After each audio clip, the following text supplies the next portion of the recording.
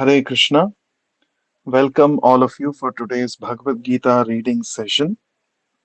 Let us begin with prayers. Nama Om Vishnu Padaya Krishna Presthaya Bhutale Srimate Bhakti Vedanta Swamin Niti Namine Namaste Saraswate Deve Gauravani Pracharine Nirvishesha Shunyavadi Paschatya Deshatarine जय श्री कृष्ण चैतन्य प्रभु नित्यानंद श्री अद्वैत गदाधरा श्रीवासादि गौर भक्त वृंद हरे Krishna Krishna Krishna Hare Hare Hare Ram Ram Ram Hare Hare. Reading from Bhagavad Gita as it is by His Divine Grace Vishwaguru Abhay Charanaраvinda Bhakti Vedanta Swami Prabhupada. Chapter 9 entitled The Most Confidential Knowledge. Text 26. Patram pushpam phalam toyam yo me bhaktya prayachati tadaham bhaktyupahritam ashnami prayatatmanaha. Synonyms: Patram, a leaf; Pushpam, a flower; Phalam, a fruit; Toyam, water; Yaha, whoever; Me, unto me; Bhaktya, with devotion; Prayachati, offers; Tat, that; Aham, I; Bhakti upahritam, offered in devotion; Ashnami, accept; Prayata atmanaha, of one in pure consciousness. Translation and purport by Vishwaguru Srila Prabhupada. Translation: The Supreme Personality of Godhead said, "If one offers me with love and devotion a leaf, a flower, fruit, or water, I will accept it." Purport: Here, Lord Krishna, having established that he is the only enjoyer, the primeval Lord, and the real object of all sacrificial offerings, reveals what types of sacrifices he desires to be offered.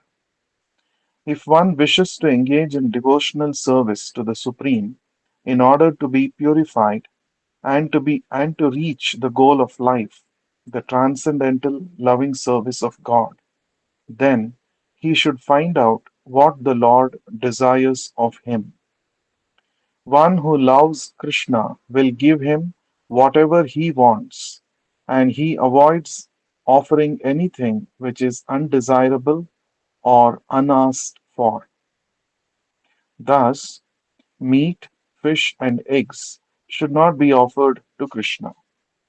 If he desired such things as offerings, he would have said so. Instead, he clearly requests that a leaf, fruit, flowers, and water be given to him, and he says of this offering, "I will accept it." Therefore, we should understand that he will not accept meat, fish, and eggs. Vegetables, grains, fruits, milk, and water are the proper foods for human beings and are prescribed by Lord Krishna himself. Whatever else we eat cannot be offered to him, since he will not accept it. Thus, we cannot be acting on the level of devotion, loving devotion, if we offer such foods. In the third chapter, verse 13, Sri Krishna explains that only the remains of sacrifice are purified and fit for consumption by those who are seeking advancement in life and release from the clutches of the material entanglement. Those who do not make an offering of their food, he says in the same verse, are said to be eating only sin. In other words, their every mouthful is simply deepening their involvement in the complexities of material nature. But preparing nice, simple vegetable dishes, offering them before the picture or deity of Lord Krishna, and bowing down and praying for him to accept such a humble offering enables one to advance steadily in life, to purify the body, and to create fine brain tissues which will lead to clear thinking. Above all, the offering should be made with an attitude of love. Krishna has no need of food, since he already possesses everything that be, yet he will accept the offering of one who desires to please him in that way. The important element in preparation, in serving, and in offering is to act with love for Krishna. The impersonalist philosophers who wish to maintain that the absolute truth is without senses cannot comprehend this verse of Bhagavad Gita. To them, it is either a metaphor or proof of the mundane character of Krishna, the speaker of the Gita. But in actuality, Krishna, the Supreme Godhead, has senses, and it is stated that his senses are interchangeable. In other words, one sense can perform the function of any other. This is what it means to say that Krishna is absolute. Lacking senses, he could hardly be considered full in all opulences. In the seventh chapter, Krishna has explained that he impregnates the living entities into material nature. This is done by his looking upon material nature. And so, in this instance, Krishna's hearing the devotee's words of love in offering foodstuffs is wholly identical with his eating and actually tasting. This point should be emphasized. Because of his absolute position, his hearing is wholly identical with his eating and tasting. Only the devotee who accepts Krishna as he describes himself without interpretation can understand that the supreme absolute truth can eat food and enjoy it. Text 27. Yat karoshi yadashnasi yajjuhosi dadasi yat tapasyasi kaunteya tat kurushva madarpanam.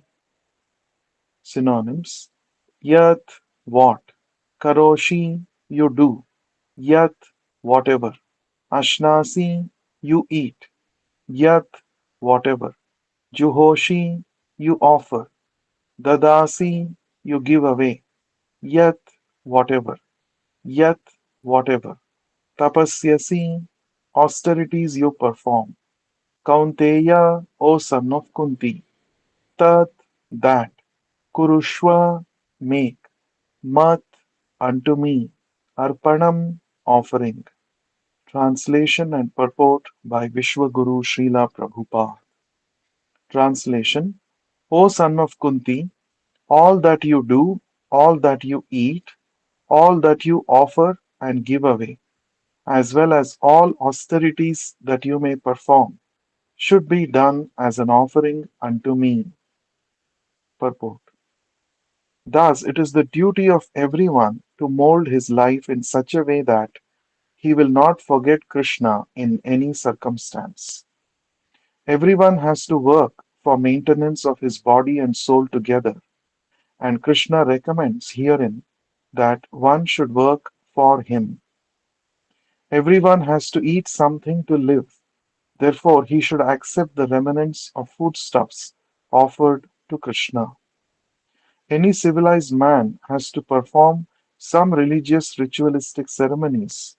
Therefore, Krishna recommends, do it for me, and this is called Archana. Everyone has a tendency to give something in charity. Krishna says, give it to me. And this means that all surplus money accumulated should be utilized in furthering the Krishna consciousness movement. Nowadays, people are very much inclined to the meditational process, which is not practical in this age.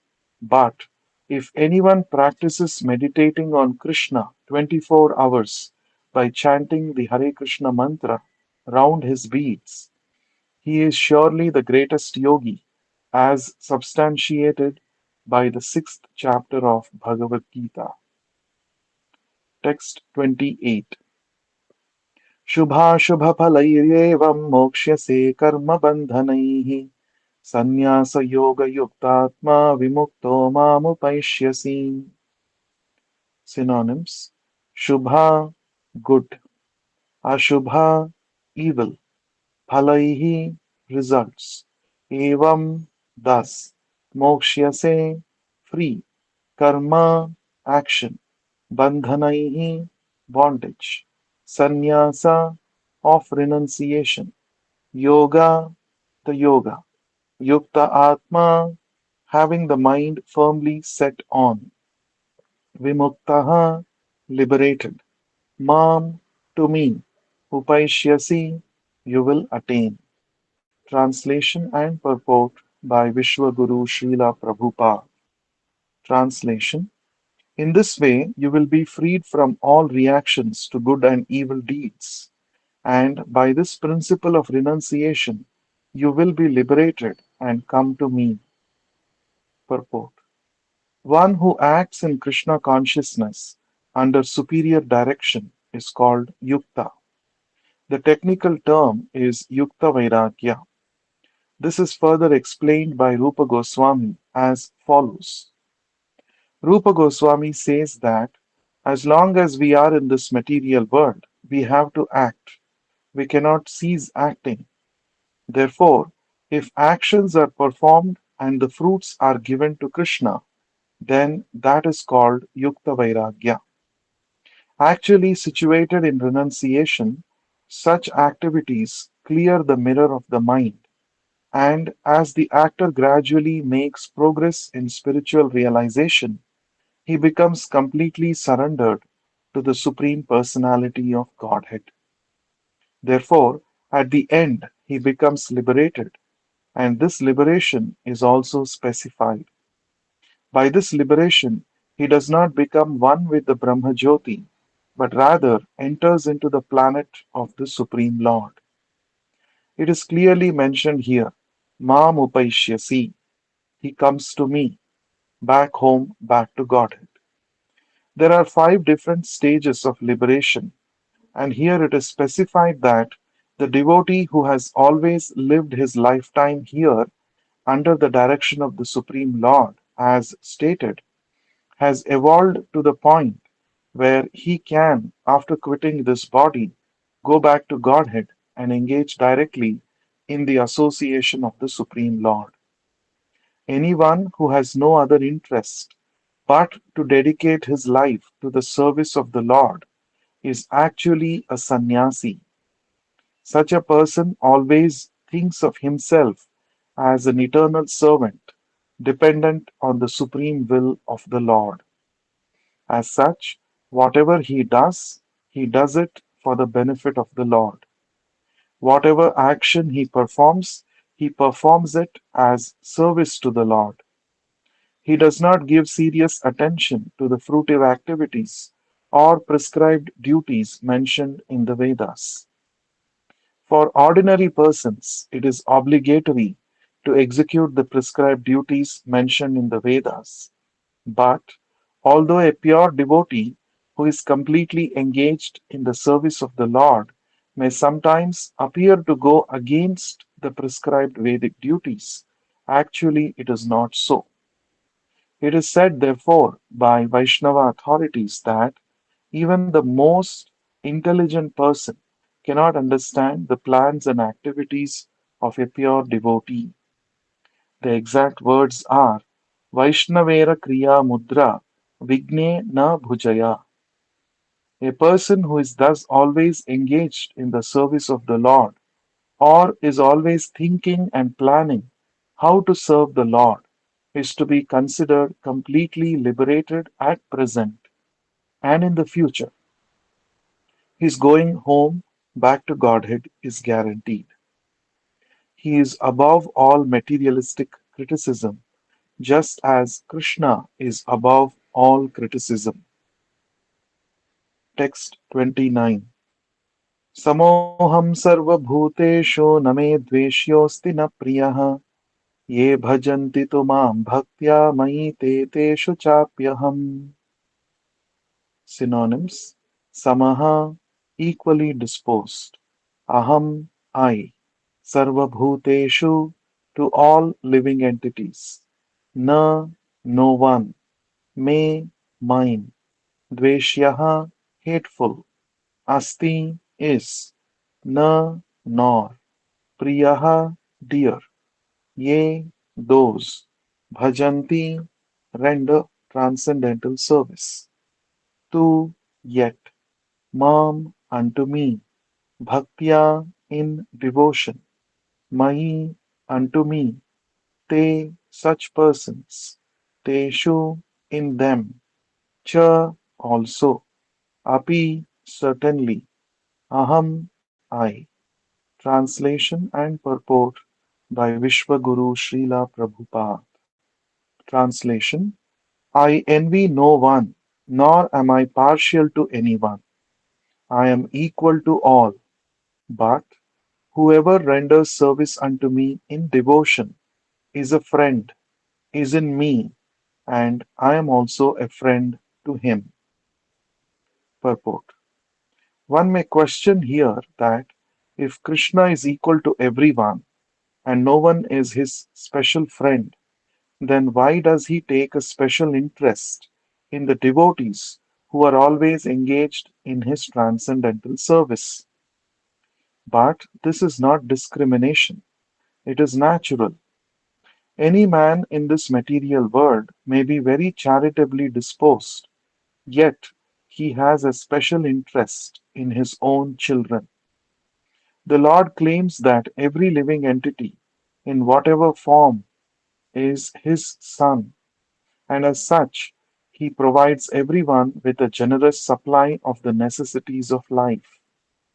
He is just like a cloud which pours rain all over, regardless whether it falls on rock or land or water. But for his devotees, he gives specific attention. Such devotees are mentioned here. They are always in Krishna consciousness, and therefore they are always transcendently situated in Krishna. The very phrase Krishna consciousness suggests that those who are in such consciousness are living transcendentalists situated in Him. The Lord says here distinctly, Mai te, in me. Naturally, as a result, the Lord is also in them. This is reciprocal. This also explains the words Astina Priyaha Ye Bhajanti. Whoever surrenders unto me, proportionately I take care of him. This transcendental reciprocation exists because both the Lord and the devotee are conscious. When when a diamond is set in a golden ring, it looks very nice. The gold is glorified, and at the same time, the diamond is glorified. The Lord and the living entity eternally glitter, and when a living entity becomes inclined to the service of the Supreme Lord, he looks like gold. The Lord is a diamond, and so this combination is very nice. Living entities in a pure state are called devotees. The Supreme Lord becomes the devotee of his devotees. If a reciprocal relationship is not present between the devotee and the Lord, then there is no personalist philosophy. In the impersonal philosophy, there is no reciprocation between the Supreme and the living entity. But in the personalist philosophy, there is.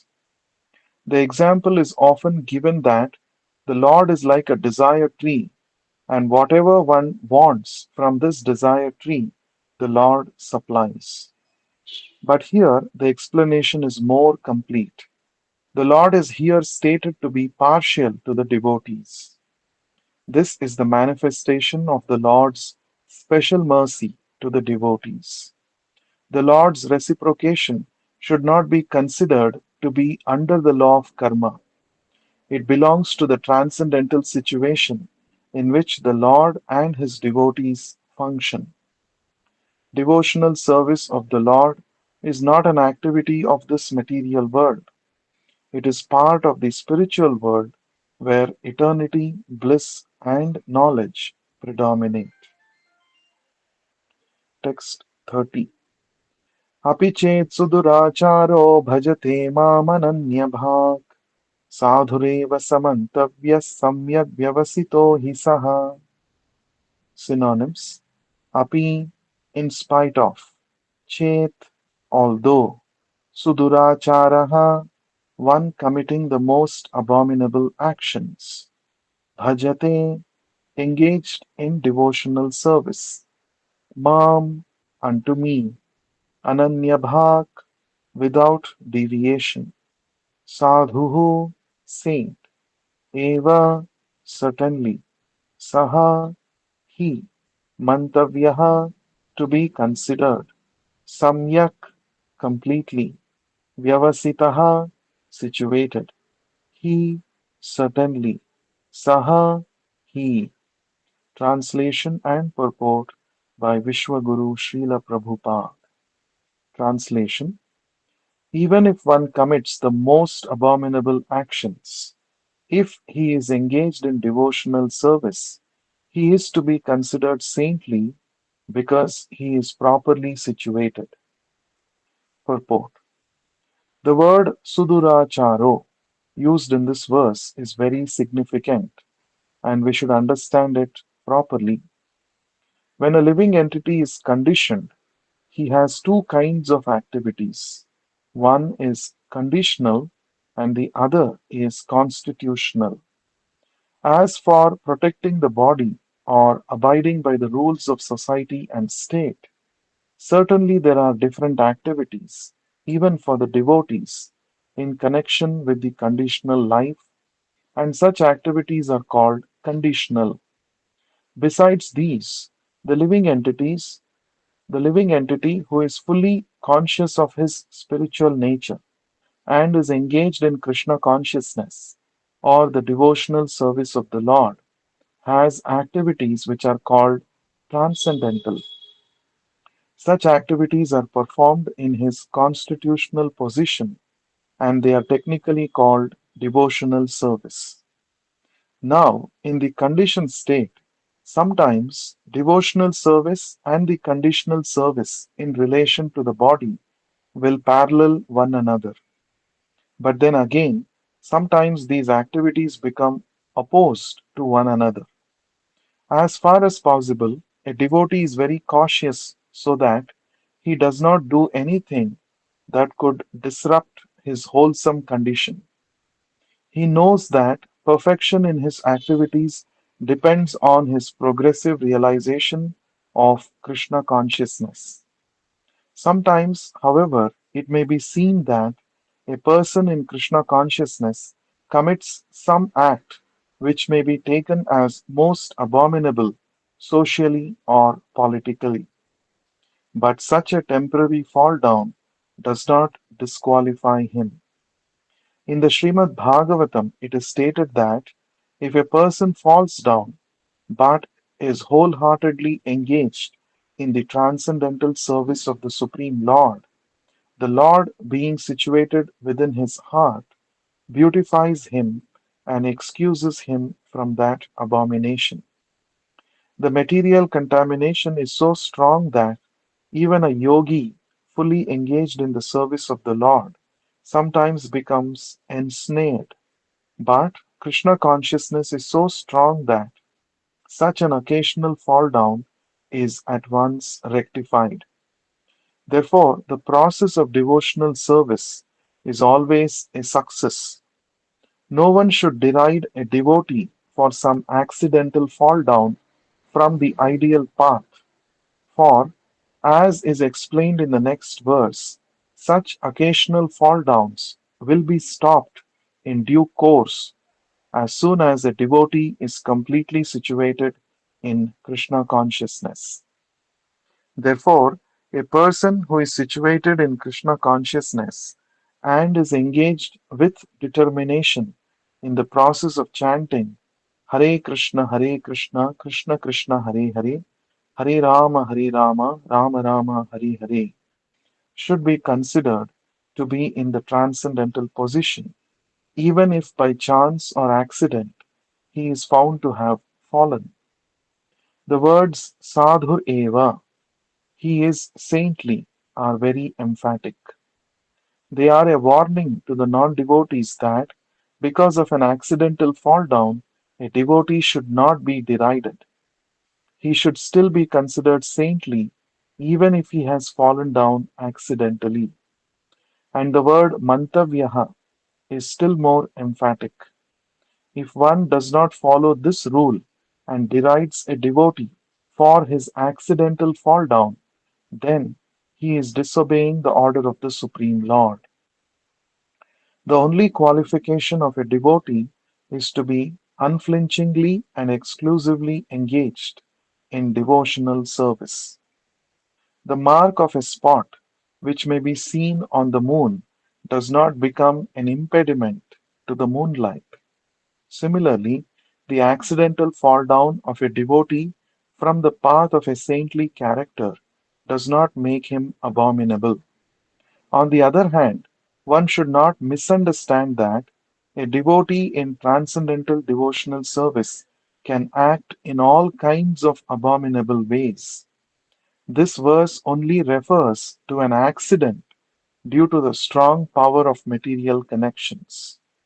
Devotional service is more or less a declaration of war against the illusory energy.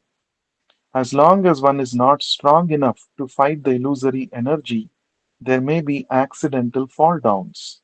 But when one is strong enough, he is no longer subjected to such fall downs, as previously explained. No one should take advantage of this verse and commit nonsense and think that he is still a devotee. If he does not improve in his character by devotional service, then it is to be understood that he is not a high devotee. We shall continue to read in the next session. Thank you for joining. Granthara Srimad Bhagavad Gita ki jai.